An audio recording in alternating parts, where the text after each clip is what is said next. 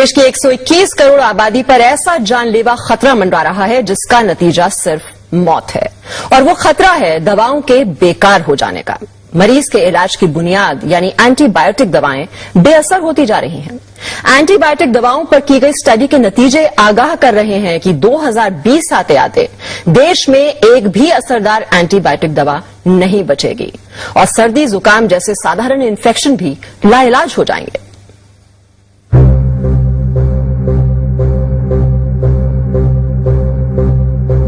देश की 121 करोड़ आबादी पर ऐसा जानलेवा खतरा मंडरा रहा है जिसका नतीजा सिर्फ मौत है, और वो खतरा है दवाओं के बेकार हो जाने का। मरीज के इलाज की बुनियाद यानी एंटीबायोटिक दवाएं बेअसर होती जा रही हैं। एंटीबायोटिक दवाओं पर की गई स्टडी के नतीजे आगाह कर रहे हैं कि 2020 आते आते देश में एक भी असरदार एंटीबायोटिक दवा नहीं बचेगी और सर्दी जुकाम जैसे साधारण इन्फेक्शन भी लाइलाज हो जाएंगे।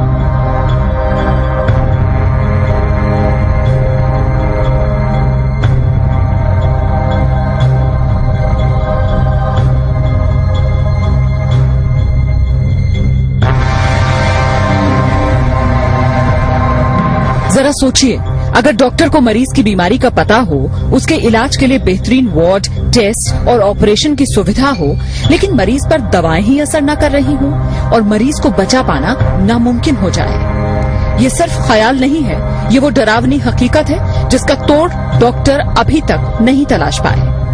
दिल्ली के एक प्राइवेट अस्पताल में हुई स्टडी के नतीजों से ये खुलासा हुआ कि कई एंटीबायोटिक दवाएं जो गंभीर बीमारियों के इलाज में इस्तेमाल की जा रही हैं, दरअसल मरीजों पर काम ही नहीं कर रही। अस्पतालों में मरीज बेमौत मरने को मजबूर हैं।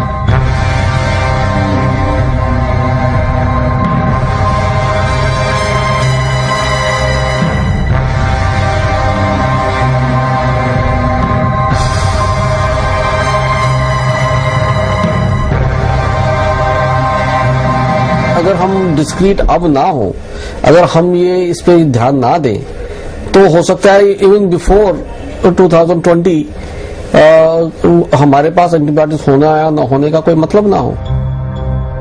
77,000 से ज्यादा मरीजों पर हुई अब तक की सबसे बड़ी स्टडी में ये पाया गया कि टीबी, निमोनिया और पेट की बीमारियों में इस्तेमाल की जाने वाली कई नई एंटीबायोटिक दवाएं अब बेकार हो चुकी हैं। टीबी के इलाज के लिए दी जाने वाली दवा 2002 में तकरीबन 98% मरीजों पर काम कर रही थी, जबकि 2009 में ये सिर्फ 48% मरीजों पर ही कारगर साबित हो पाई। निमोनिया और सांस की तकलीफ के लिए दी जाने वाली एंटीबायोटिक दवा 2002 में 25% मरीजों पर काम कर रही थी, लेकिन 2009 में ये दवा महज 3% मरीजों के काम के लायक ही रह गई थी। सर्जरी कराने वाले मरीजों में होने वाले इन्फेक्शन को रोकना चुनौती बन गया है। अनुमानित आंकड़ों के मुताबिक देश के हर अस्पताल में हर हफ्ते 1 से 2 मरीजों की मौत सिर्फ इसलिए हो जाती है क्योंकि एंटीबायोटिक दवा बेकार साबित हो गई। अभी से दिक्कत होनी शुरू हो गई है। कई बार हमारे पास ऐसे मरीज आते हैं जहाँ की हमारे पास कोई एंटीबायोटिक रह ही नहीं जाता है, तो हम लोगों को लगता है कि कई बार पेरिफेरल सेंटर से हमारे पास आए क्यों है, क्योंकि हमारे पास कोई दवाई नहीं रह जाती। तो कई बार लोग सेप्सिस में मारे जा रहे हैं आजकल, और ये दवाई प्रॉब्लम तो अभी से शुरू हो गई है और ये बढ़ने ही वाली है, क्योंकि जो नए एंटीबायोटिक्स हैं वो इन द होराइजन बहुत ही कम है।